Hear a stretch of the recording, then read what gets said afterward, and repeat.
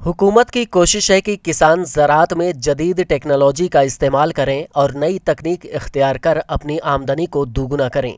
लेकिन एक सच्चाई ये भी है कि टेक्नोलॉजी का ज़्यादा इस्तेमाल माहौलियात के लिए ख़तरा बनता जा रहा है।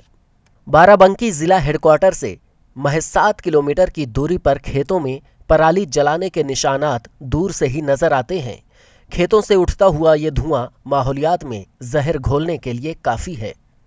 मंजूर कहाँ मिलत है फिर? और मंजूर मिलत होती तो कटा लेन जाती, मंजूरन से नहीं। और मंजूर नहीं मिल रहे हैं तो मशीन से कटाया गया।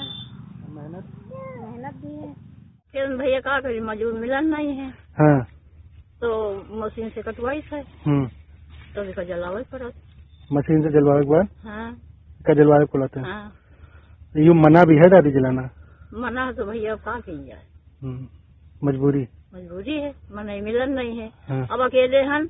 हाँ। तो इसको करे। किसानों की मजबूरी में सिर्फ माहौलियात का ही नुकसान नहीं हो रहा, खेतों में पराली जलाने की मजबूरी किसान बिरादरी को ही भारी पड़ रही है।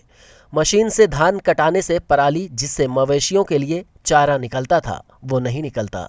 ऐसे में मवेशियों के लिए चारे का इंतजाम करना सबसे बड़ा मसला बन गया है। खेतों में पराली जलाने का मसला इतना संगीन है कि एनजीटी ने सैटेलाइट से जिला की तस्वीर खींच के इंतजामिया से कार्रवाई का ब्यौरा तलब किया। जो भी कार्यक्रम होते हैं जहाँ पे किसानों की उपस्थिति रहती है उनमें भी उनको जागरूक कर रहे हैं।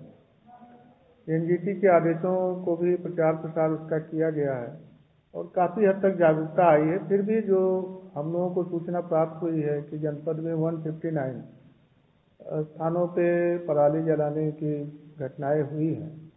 इनमें से 43 का आइडेंटिफिकेशन करके हमने उन पर पेनल्टी लगाई हुई है जिनकी वसूली की कार्रवाई की जा रही है।